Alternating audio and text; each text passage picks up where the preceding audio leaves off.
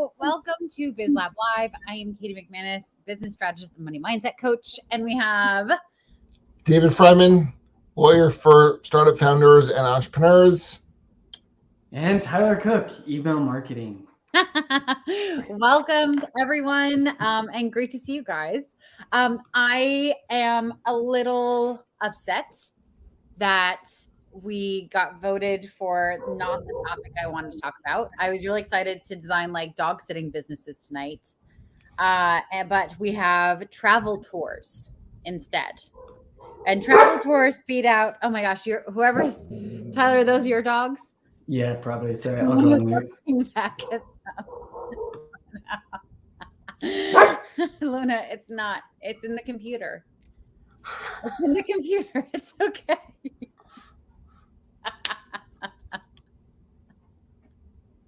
She's protecting me.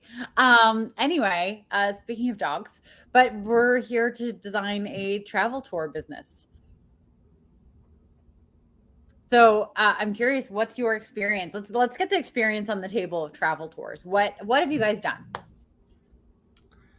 I feel like I did more organized traveling when I was a kid than as an adult. I'm more of a let's just go somewhere and wing it type of traveler. I know everyone's surprised about that.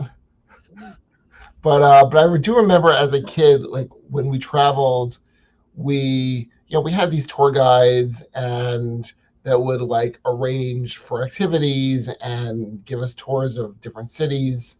So I was thinking about a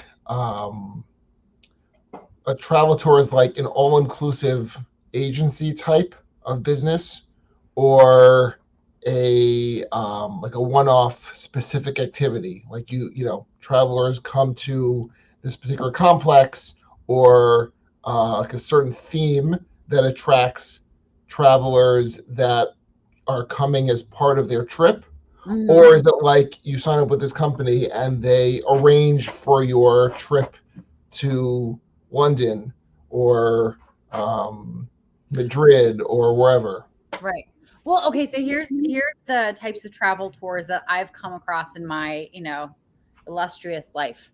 So in high school, there was a school trip and it was completely organized by this company. So each kid, I think, only had to pay $1,400 to be sent to Italy and France for like spring break. And it included the bus ride, it included all the hotels, it included all the tickets to all of the museums. It included all the food. Like I have no idea how they made money on it, because it included a lot of things. Like what we had to cover was the airfare. Right. So there's that model that's like, have you seen the movie Under the Tuscan Sun? Like, we're gay in a way. I haven't, but I'll take your word for it. No. Oh, it's such a good movie. He gets a divorce, and then her lesbian friends, like, they get pregnant, so then they can't go on their gay tour of Tuscany. So they send her on the gay tour, but she's a single straight woman. And she's like, great, now I'm on a gay tour in Tuscany. And then she ends up buying a house and living in Tuscany. It's a great movie. I highly recommend it. Anyway, so there's that extreme. There's also going on tours of like the Colosseum, of local attractions. Right. It's interesting, in different countries, you have to have special licensing to be a tour guide like that. Really? Yeah. I had no idea. Yeah. And hi, Stephen. Welcome.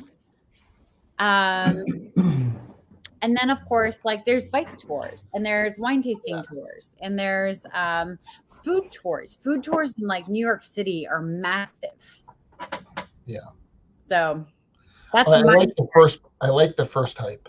The first, because I think there's more interesting business ideas. I know you said you're wondering how like that particular company made money, but I'm thinking you can negotiate with vendors on the other side. If you can guarantee them a certain traffic, then you can get discounts there. You can have all sorts of strategic partnerships along the way. interesting affiliate type of situations. Right. Yeah. You can also subcontract to local tour guides, which solves the problem of licensure. Mm-hmm. Your market gets a lot bigger too if you're just kind of focused on organizing, like planning and kind of organizing, making sure that all the details are done. Right. If you were focused on like wine tasting, you immediately exclude almost everybody who doesn't drink, right? Right. So right. Which I mean has its benefits, but also like it has its drawbacks where you just have a smaller audience that you're targeting. So right. So yeah, likewise, I think if you're like there's I forget what it's called. It's out of Berkeley, California. It's not Outback Adventures, but it's like off trail adventures. I don't know. They you can sign up for like a biking or a running or a hiking tour of anywhere in the world pretty much. And the only reason I know about it is because I got it in my mind. I'm like, I like biking. I could guide those tours. I didn't. Yeah, that's interesting. Also, I'm curious what your thoughts are on whether on from a business, but more specifically marketing perspective. I feel like a traveling organizing company is either going to be focusing on we're affordable and we are easy, make it like easy and accessible, or we are luxury and we're going to give you like a primary. And I'm curious what your thoughts are on the pros and cons of reaching those niches. Yeah, I mean, Tyler, what do you think? Yeah, I mean, I've worked with both sides, where there's kind of the more family oriented. We're gonna organize everything. We're gonna get you here. That is definitely like the messaging. Really is we're gonna make this easy. We're cost effective, and things like that. The luxury, your messaging definitely does change. You're a lot more exclusive, but you tend to have access to I don't want to say like better things, but like better things, if that makes sense. Like better like or higher class, if that's appropriate. Higher class venues, events, or I guess more exclusive events, because you're charging typically more. You have deeper like business relationships with the different venues that you're going to, so you can typically also work out like special access for people too. So like one of the companies that I worked with for a while, one of their like vacation package was all around the PGA Tour, right? But because he had done it and he had developed really good relationships, he could get a lot of his clients like to actually meet some of the golfers and to kind of like get almost backstage passes to a lot of these places just by working through him instead of going somewhere else. And so there were some added benefits there, just because you want to kind of deepen that relationship when you're focused on the luxury higher end type stuff. Right. You're saying this and I'm like, yes. And also I'm thinking movies, and I'm thinking, how cool would it be if it was a travel company that gave you like the movie experience? So as I was just talking about Under the Tuscan Sun, all the things that she did, it could be like a whole experience of that. And then the movie Crazy Rich Asians, like I want to go to Singapore and I want to go to the night markets, but I don't want to go to the night markets without a local to tell me what I should be ordering, and and all that stuff. But just, that's where my brain went. Yeah. I mean, I think the travel agents is a little bit different. But and the internet has kind of put most of them out of business. Yeah.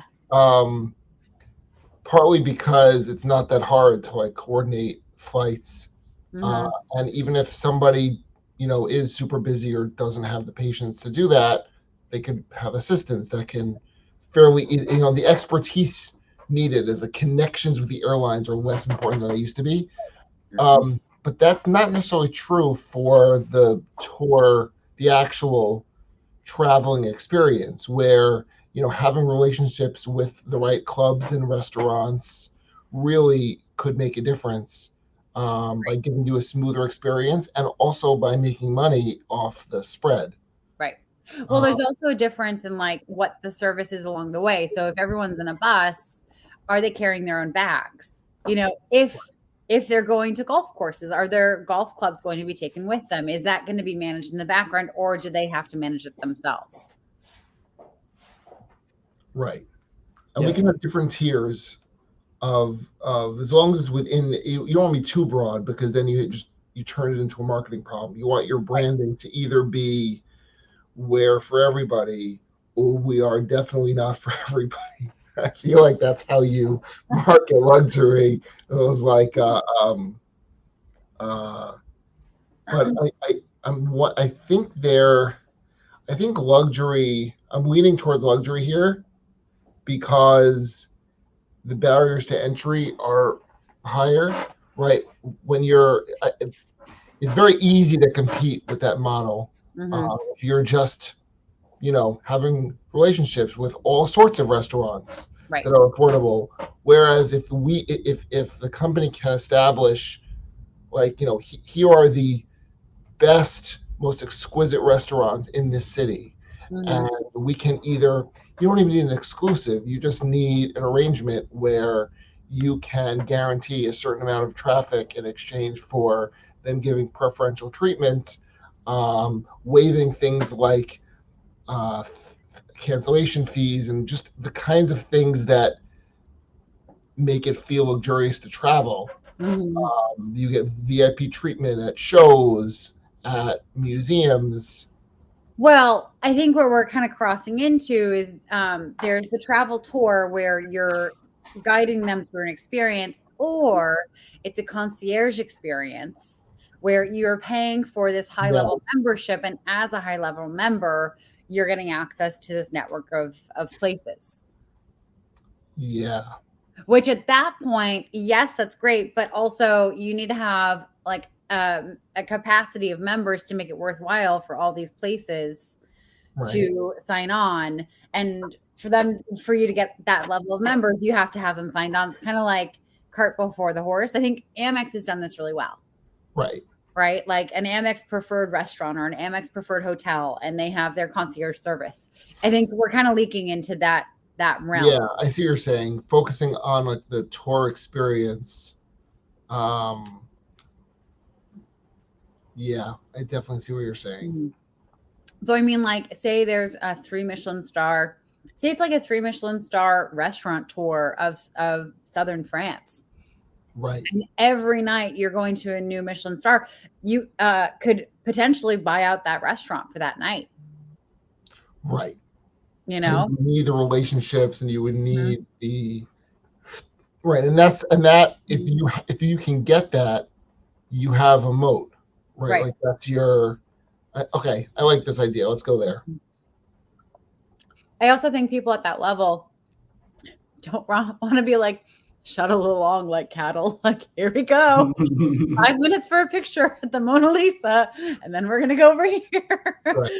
So it's like kind of like letting them arrive, saying, hey, listen, we're going to be doing a tour of this, like the catacombs or of this museum over here. Or you're going to go to an atelier where they make this like very specific handbag or some perfume.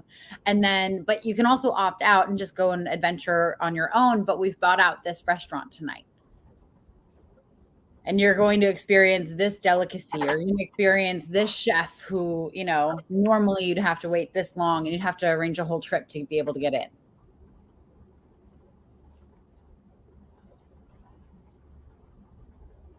Yeah. Totally. No, I think a big piece of, at least, where my mind is going when it comes to marketing, is a big piece of this is like really focusing in around experiences, and like unique and memorable experiences, right? And so, are there other things that you can kind of also tie with those restaurants that even make it a more unique or a memorable experience, or tie 2 to 3 things together for a really interesting and memorable night and things like that, right? Right. Yeah. So, I mean, there's history, there's cultural, there's nature, there's, there's just a spa experience also that you could incorporate, and if you wanted to combine them all, if you could take people to a place like a historic Moroccan hammam in the south of France. Have you guys ever been to a hammam? So it's great. So you go in and you strip down and they cover you in fermented olive oil. And then they send you into the steam room and you're just like covered in like this like dark like gook. And it like in for 10 minutes and then they call you out and then they just scrub you down, and the sloughs of skin that just come off you, and you come out of there like three shades lighter from any tan you had, and your skin is so soft. But they also tell you not to go in the sun for like 4 days. Okay, that doesn't sound like as much fun as you built it up. It's so painful, it feels good. It sounds like you just got cooked like a rotisserie chicken, and then they just scraped off the crust. Yeah, I feel like that's how you would, if you were like trying to tell a chicken to like Jesse, like you want to convince you to just like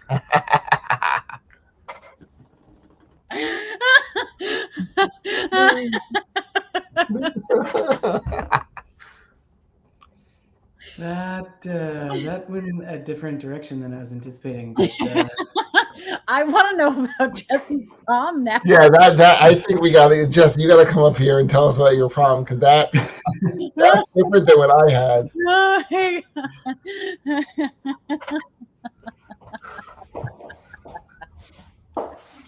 Anyway. Most people want to get a tan. Huh? Most people want to get a tan and get a treatment, and then like also don't go in the sun for 4 days. Right. But yeah, all right, I hear it. There's a delay. Okay, cool. I still want to hear about your prom. Anyway, okay, so I think it'll be easier if we narrow down like who we would want to sell this to. Yeah. Jesse, just for the record, Jesse Cohn, everyone, is the most vanilla. I just want everyone to know. Who do we want to sell this to? Do we want it with kids or no kids? I think kids over a certain age. So if you're taking me to a really nice restaurant, I do not want to bring my 5-year-old, because I'm just going to spend the whole night super frustrated at my 5-year-old and 3-year-old. And I'm going to walk away from that just being like, oh my gosh, this is why we can't do anything nice ever. Okay. I have an idea. Hear me out for a second. Counterpoint, because as you were talking, I had 2 thoughts. One, it is definitely harder to travel with kids, especially little kids. Mm-hmm. Also, I can definitely tell you as a parent, I'm sure, Tyler, you can back me up here.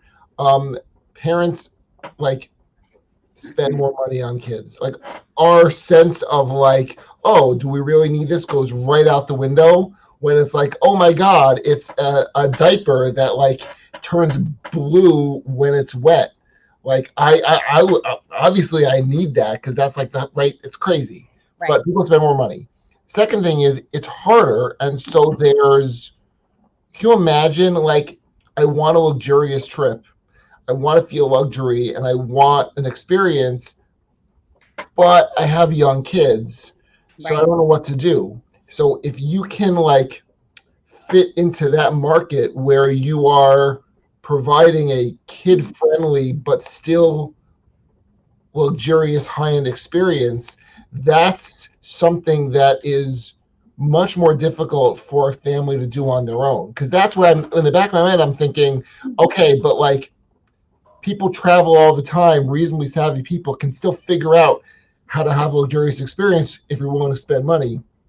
So, and this, it clicked for me, can we wedge ourselves in there where we can provide an otherwise high-end experience, but one that's kid-friendly, and therefore one that people would spend more money on because, hey, it's their kids, and two, because it's harder to do. Right. Well, you're saying this, and I'm like, yes. And it could be like there's a team of nannies that's just brought along the trip. Okay, I want that now. Right? Sign me up. So here's I how want that now. Yes, me too. well, here's how it could be is like it's a tour. So like because I don't have kids, but I know changing sleeping arrangements every night is really jarring for children. So if you're doing, say, a 2-week trip, it's like 4 or 5 nights in each place, depending on how much you want to move. There's an activity like mid-morning that's kid-friendly. It's taking them to do something cultural. It's taking them to go and see something cool. There could also be a photographer on the trip who's capturing like candid moments for each family and also like posing them in cool areas, so they're getting like all these pictures the whole time.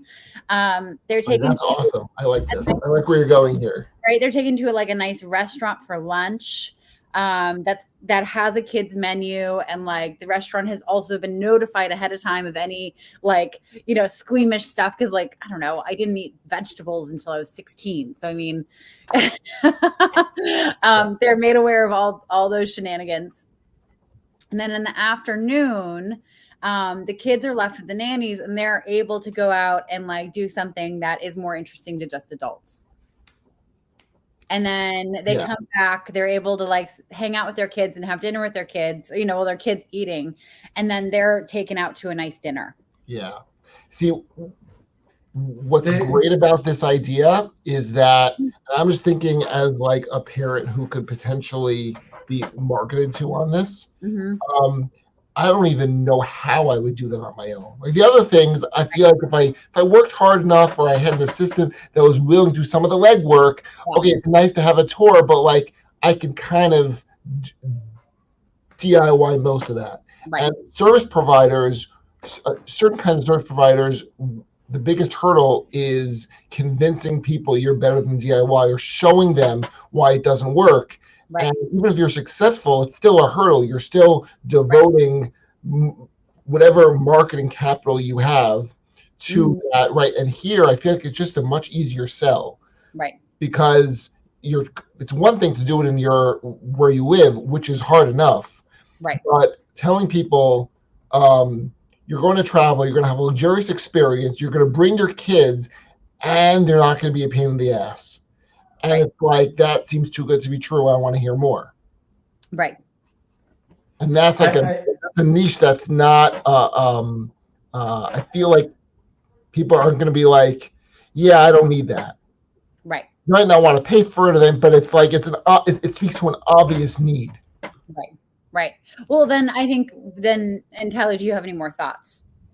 Yeah, I think when it comes to kids, again, thinking through like the marketing aspect of this, there's going to be an uphill battle of winning trust, right? Like when you have young kids that are totally reliant on you, you tend to be very aware of who is going to be watching the kids, right? Who's going to be taking care of them? Do I like them?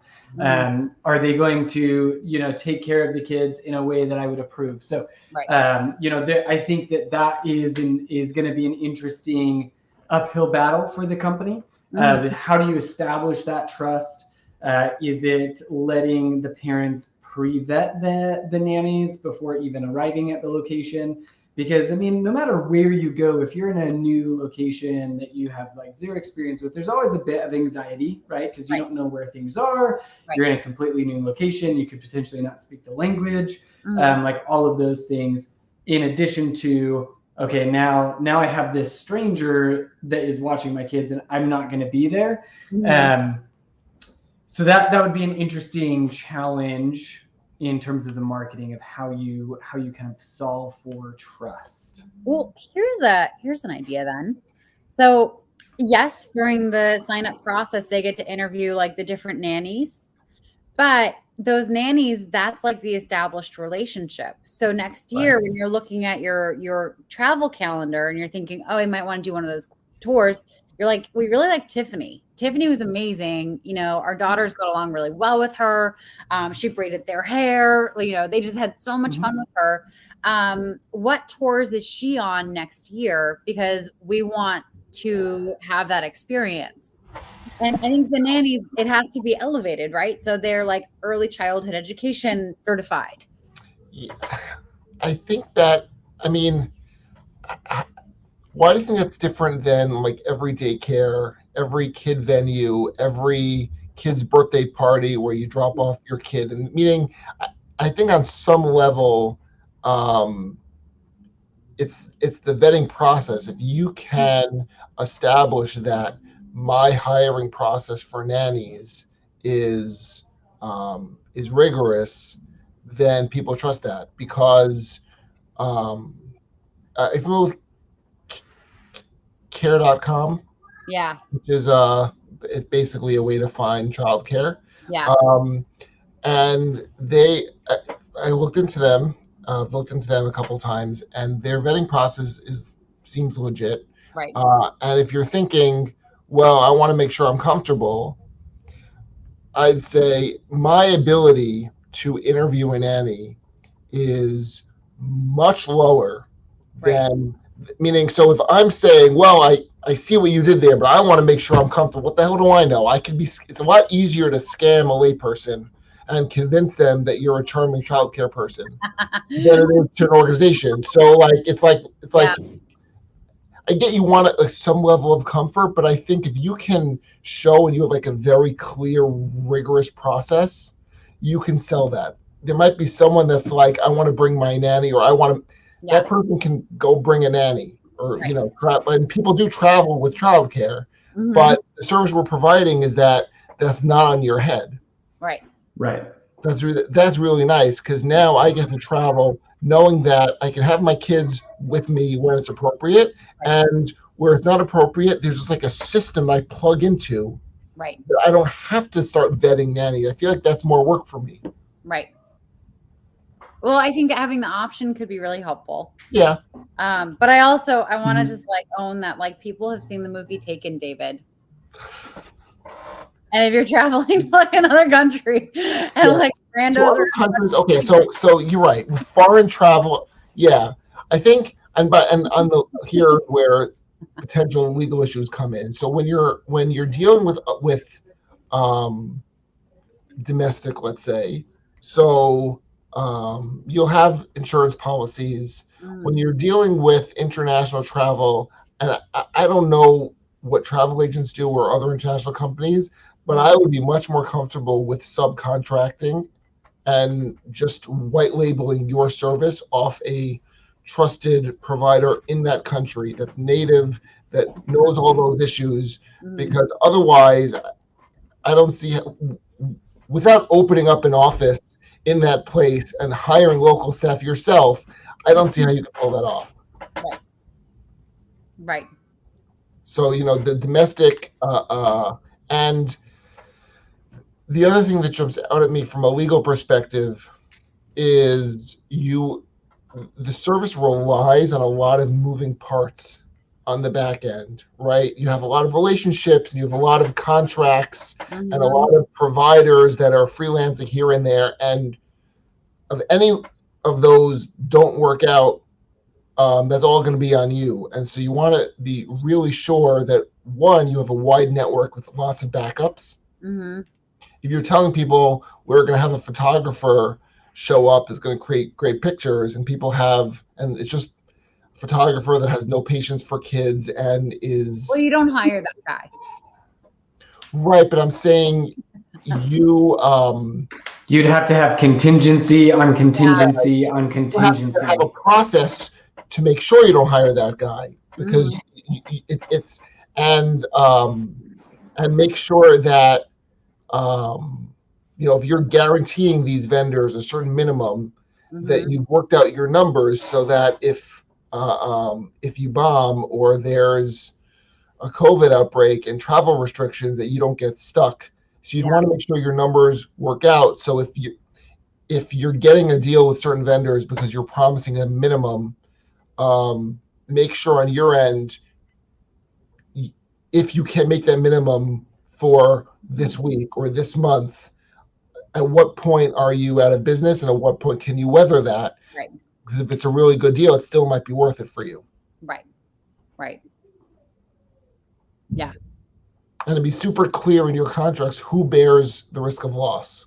Anytime you're dealing with two parties are entering into a contract, and you both are relying on something else to happen in order for you to provide your service, it's got to be clear that if it, for whatever reason, it doesn't happen, who's eating that, or are you splitting it, or and you want it to be however you negotiate it, because everything is negotiable. However you work it out, make it clear who's responsible for what.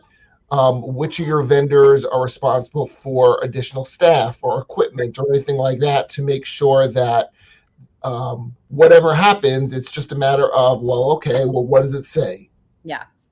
I want to yes and all this. You also want to get really clear on what currency you're operating in. Oh, yeah. Because if one currency changes at all and you're doing mainly in dollars, or if all your vendors are in dollars and you're in pounds, like you're going to be fucked. Yeah. You to know? be safe, we'll do it all in Bitcoin. We'll open an account at FTX. Yeah. I was going to say, yeah, FTX all the way. Run premium tours in the Bahamas, the full FTX experience. You go and you get arrested by locals, and extradited to the U.S. Oh my God. Yep. Mm-hmm. Well, I just throw a monkey wrench into this plan. So one of the best tours I've ever been on while I was traveling. I was in Rome, and this app no longer exists, but it was an app where you could go and you could like do a walking tour by yourself. And I did this walking tour through the Jewish ghetto of Rome.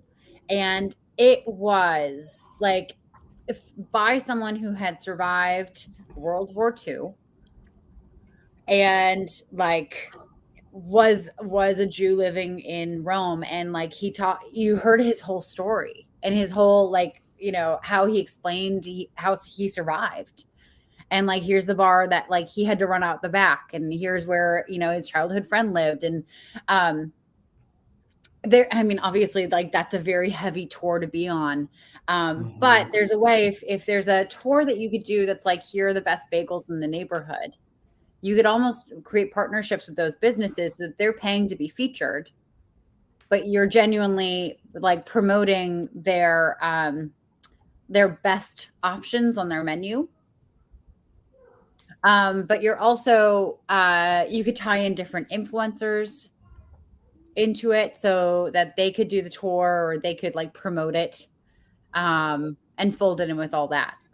So we could do super luxury, or we could do an app model. Yeah.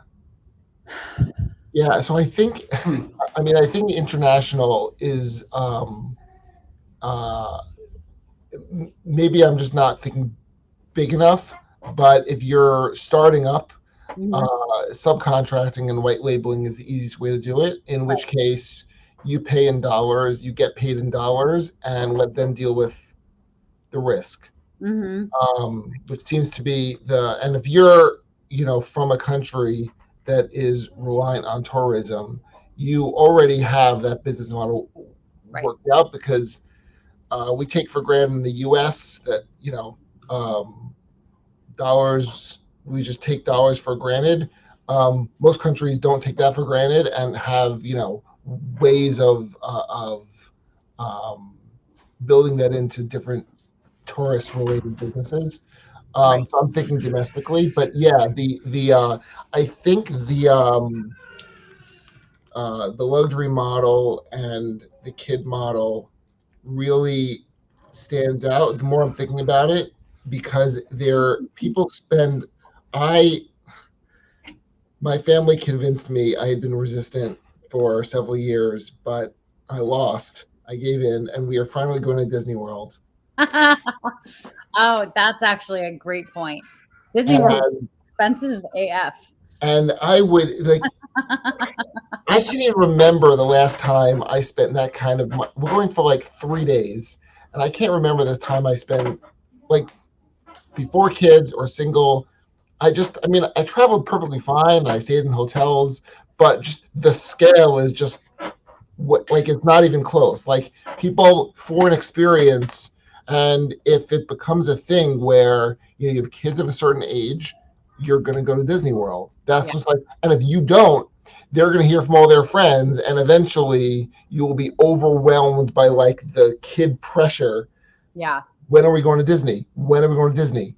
And if that becomes a thing in your marketing, and that's to Disney's credit, they turn themselves into the kind of brand where kids feel weird in school if they haven't gone to Disney, or plug in your favorite thing for that age and that demographic. But there are certain kid activities where parents can, it's cute to see new parents be, oh, I would never do this for my kids, or that seems excessive. And you see them like, zombie walking around like 3 years later. Obviously, they couldn't withstand the pressure. Yeah. But that's to me, that's the marketing point, which is that if you turn it into something that is so much fun with kids, that they talk about it with their friends, and they talk about it in school, and it's the kind of experience that, again, you can't recreate Disney. It's Disney, right? Disney owns those characters. They're providing an experience that literally no one else can provide. And that gives them a huge marketing advantage. Yeah. So if we're providing luxury travel that is kid friendly and all inclusive, I'm liking this idea. Anyway, I'm just trying to convince I'm just, the more I think about it, it's a really, I love it. Well, and here's the cool thing is like you can create fun experiences for kids anywhere. Right. Like you take kids to Italy and you could have them set up with a chef who teaches them how to make pasta. And kids are going to have a fucking like amazing time doing that. Yeah. Yeah. You could have them learn how to do any number of things. And it becomes this whole experience. Yeah. Yeah. Yeah, I'm in. Let's do it. Yeah. Yeah, and I think the positioning would be really interesting where it's like, hey, we're gonna, plan everything out. We're gonna have activities for your kids, but while they're distracted, guess what you get to do, parents? You don't have to worry about your kids. You can do what you want. Yeah. Yeah. I'm down. Shut up and take my money.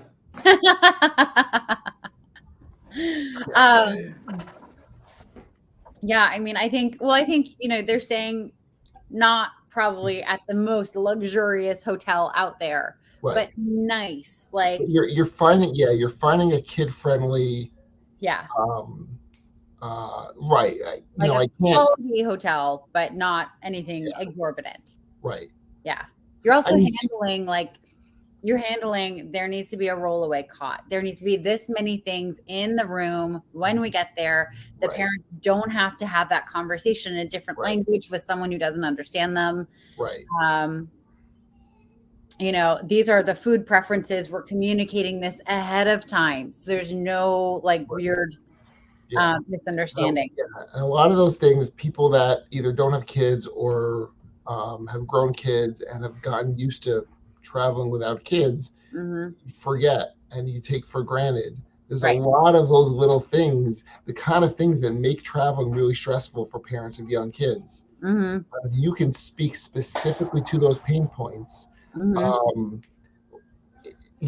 can see it being really compelling. People might even take fewer trips. If when they do take a trip, they can do it in a way that is really just, they actually get a vacation too. Right. I have a cute idea that I think would be really fun to like help them track all the stuff that goes with the family, because kids have a lot of stuff, right? There are bags on bags on bags on bags. And then there's the parent stuff. And then there's the children themselves. And then there's the strollers.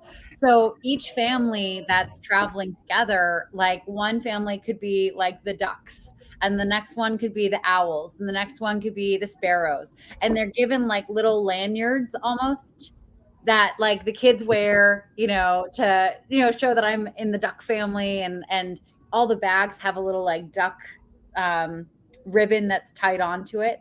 So that way it's so easy for the people who are, coordinating all the things and all the people. Yeah. I like that.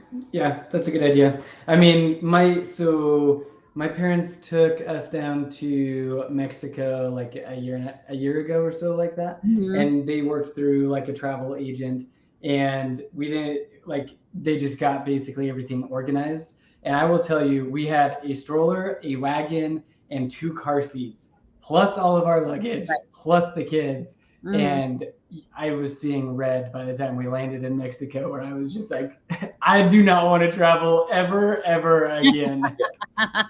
Yeah, but how nice would that be for you to show up at the airport having already received all these labels? Right. You have them on the bags. And they have like a scanny thing so that like you're able to scan like, here's what we're bringing and blah, blah, blah, blah. And then you get to the other end and there's just, couriers there who are like, great, we've got the bags, point them to us. We're going to make sure that they get to your rooms.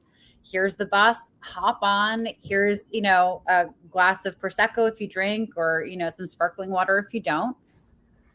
And take a deep breath. And here's some snacks for the kids. We're going to get to the hotel. You're going to relax. Tomorrow we have all these activities. Yeah. And Tyler, think about how much you would pay to not see red when you land. That delta between what it costs and what you would pay is the profit of the company. Right. Right? The amount of money, and you could just like think it through. The trip cost X much, regardless of who's paying for it, whether your parents or you're paying for it. It costs a certain amount of money. And if all the adults can go from seeing red to just like relieving some of that pressure, I just think that you could justify a tremendous premium.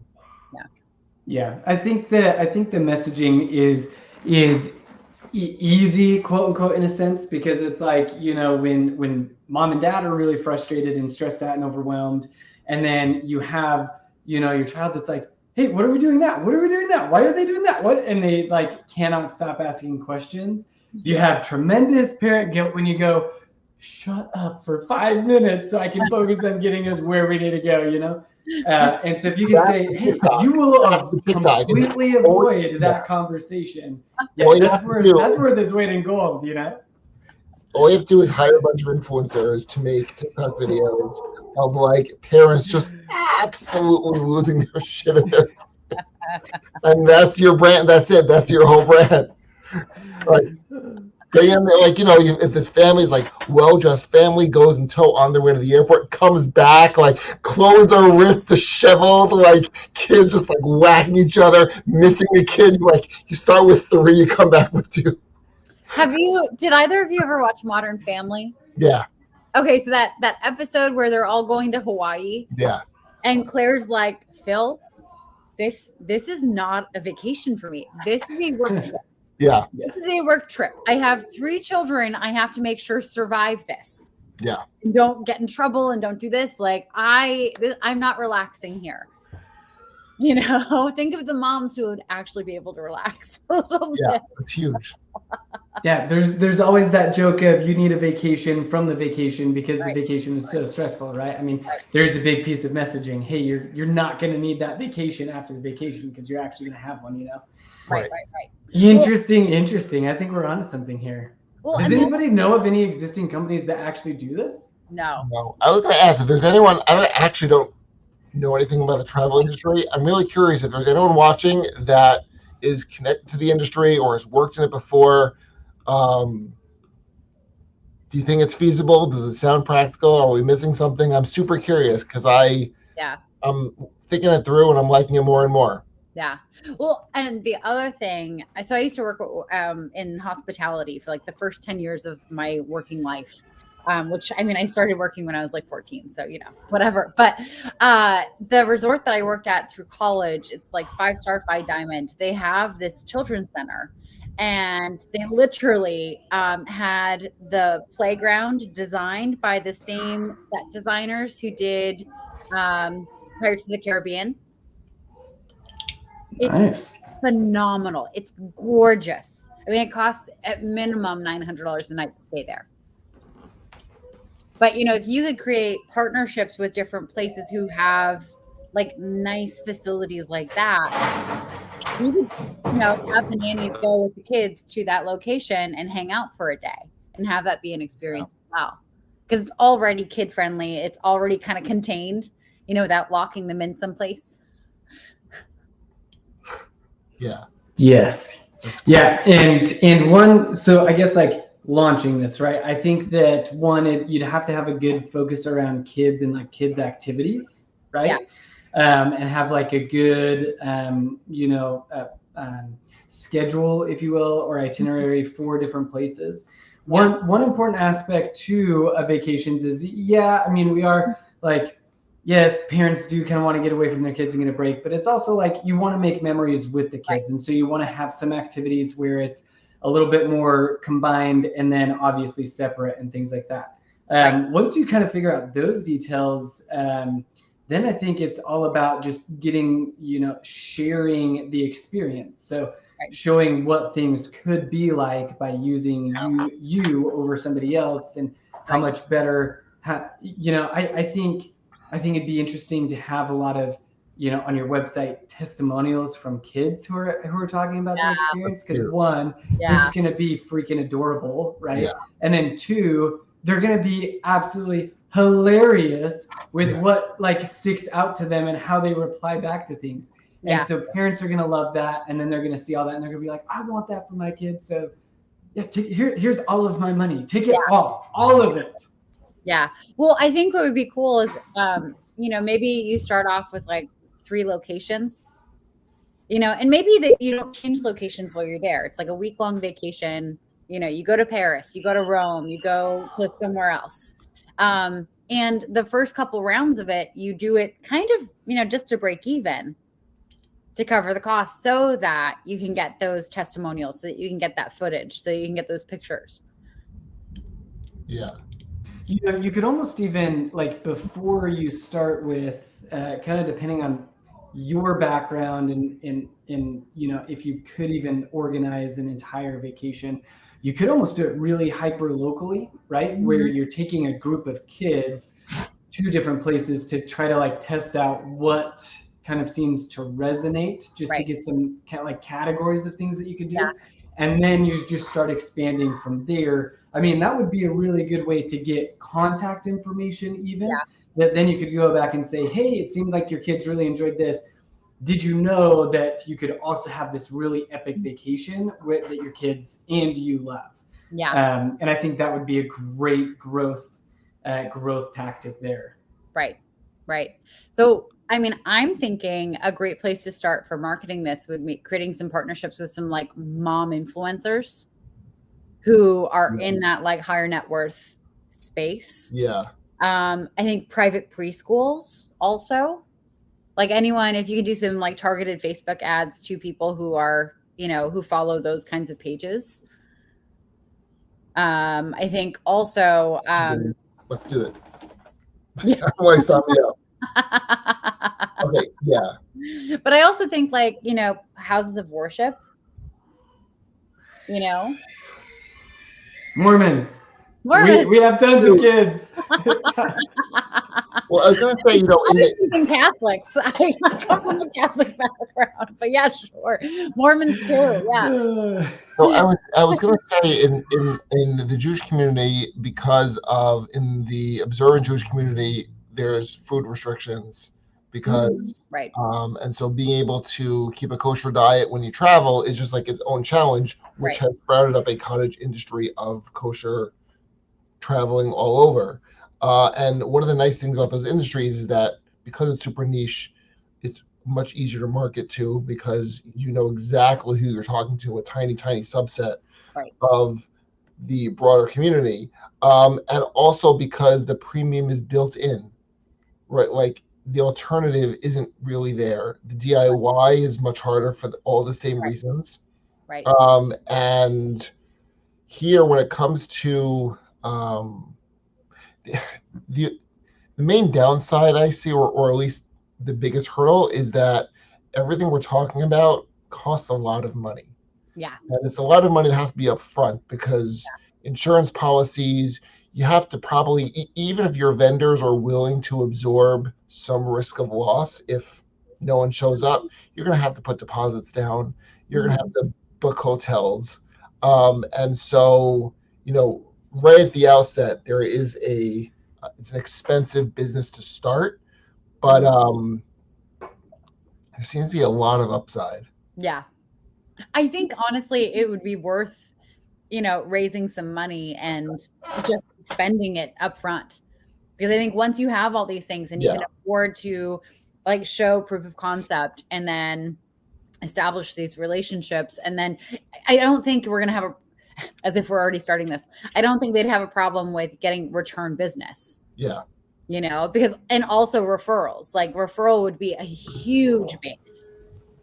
Well, but like not only like referrals, but even families wanting to travel together, right? Like we're good friends with a few families that all have kids within a year of each other, right?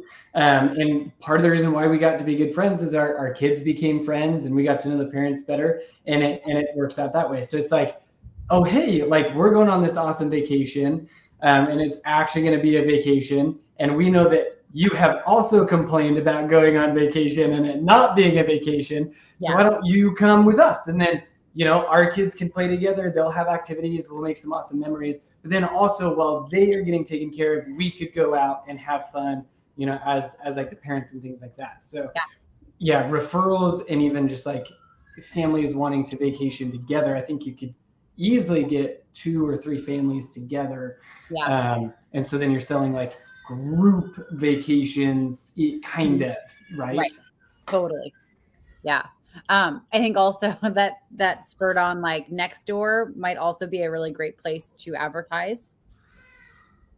If you can figure out geographically where people will typically book for these kinds of vacations. Yeah, I'm sold. Yeah, me too. I'm in. If there's a company out there that already does this, hit me up. I'm in.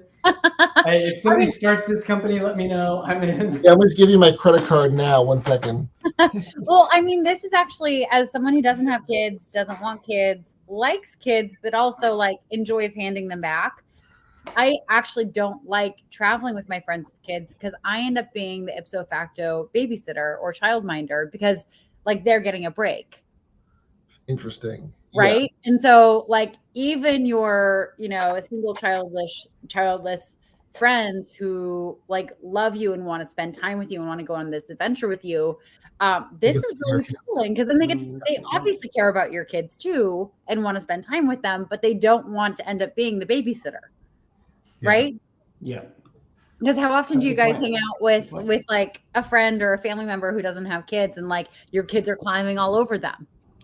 Right. And I'm thinking, what a treat for them because my kids are adorable. But it's but here you are, you're like trying to have a beverage and someone that kid keeps like knocking you over and you're like, excuse me. Yeah.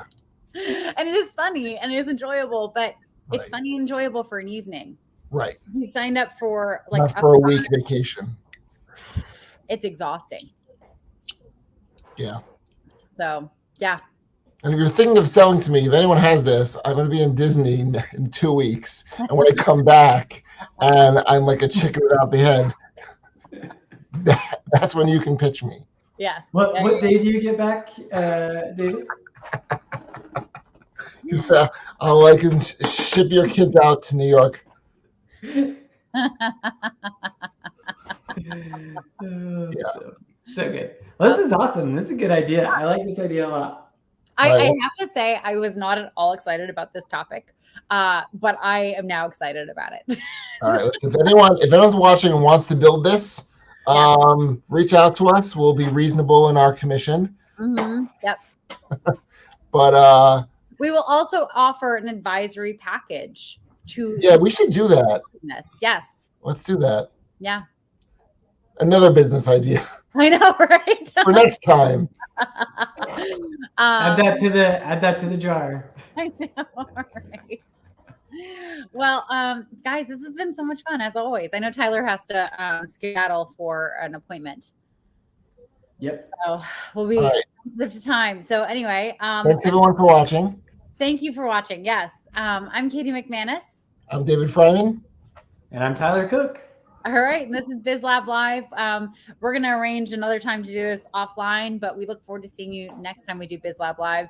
And if you have any suggestions for business ideas you want us to flesh out on the show, please DM any one of us. And have a great night. Bye.